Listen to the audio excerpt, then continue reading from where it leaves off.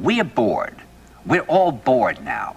But has it ever occurred to you, Wally, that the process that creates this boredom that we see in the world now may very well be a self-perpetuating, unconscious form of brainwashing created by a world totalitarian government based on money, and that all of this is much more dangerous than one thinks, and it's not just a question of individual survival, Wally, but that somebody who's bored is asleep, and somebody who's asleep will not say no? See, I keep meeting these people. I mean, just a few days ago, I met this man whom I greatly admire. He's a Swedish physicist, Gustav Bjornstrand, and he told me that he no longer watches television, he doesn't read newspapers, and he doesn't read magazines. He's completely cut them out of his life because he really does feel that we're living in some kind of Orwellian nightmare now, and that everything that you hear now contributes to turning you into a robot. And when I was at Findhorn, I met this extraordinary English tree expert who had devoted his life to saving trees. Just got back from Washington, lobbying to save the redwoods. He's 84 years old. He always travels with a backpack because he never knows where he's going to be tomorrow. And when I met him at Findhorn, he said to me, "Where are you from?" And I said, "New York." He said, "New York, yes, that's a very interesting place. Do you know a lot of New Yorkers who keep talking about the fact that they want to leave but never do?" And I said, "Oh, yes." And he said, "Why do you think they don't leave?"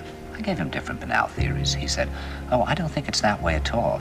He said, "I think that New York is the new model for the new concentration camp, where the camp has been built by the inmates themselves, and the inmates are the guards, and they have this pride in this thing they've built. They've built their own prison, and so they exist in a state of schizophrenia, where they are both guards and prisoners, and as a result, they no longer have, having been lobotomized, the capacity to leave the prison they've made, or to even see it as a prison." And then he went into his pocket and he took out a seed for a tree and he said, "This is a pine tree." He put it in my hand and he said, "Escape before it's too late." See, actually for 2 or 3 years now, Chiquita and I have had this very unpleasant feeling that we really should get out. And we really should feel like Jews in Germany in the late 30s. Get out of here. Of course, the problem is where to go, because it seems quite obvious that the whole world is going in the same direction. See, I think it's quite possible that the 1960s represented the last burst of the human being before he was extinguished, and that this is the beginning of the rest of the future now, and that from now on there'll simply be all these robots walking around, feeling nothing, thinking nothing, and there'll be nobody left almost to remind them that there once was a species called a human being, with feelings and thoughts, and that history and memory are right now being erased, and soon nobody will really remember that life existed on the planet. Now, of course, Bjornstrand feels that there's really almost no hope, and that we're probably going back to a very savage, lawless, terrifying period. Findhorn people see it a little differently.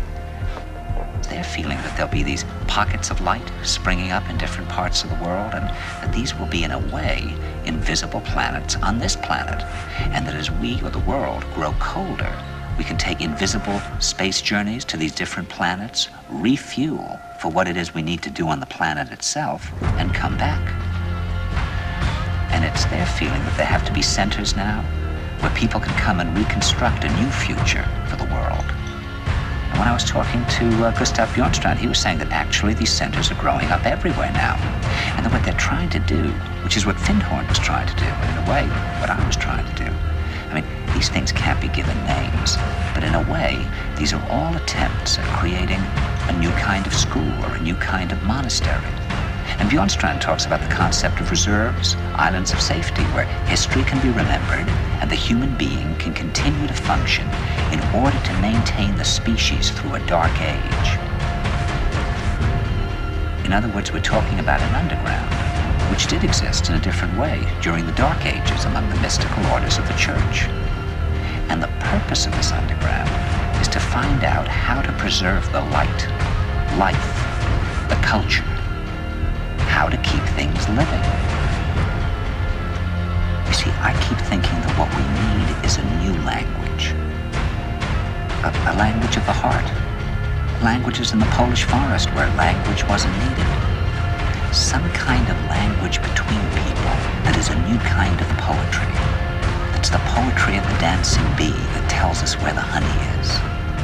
And I think that in order to create that language, you're going to have to learn how you can go through a looking glass into to another kind of perception where you have that sense of being united to all things, and suddenly you understand everything.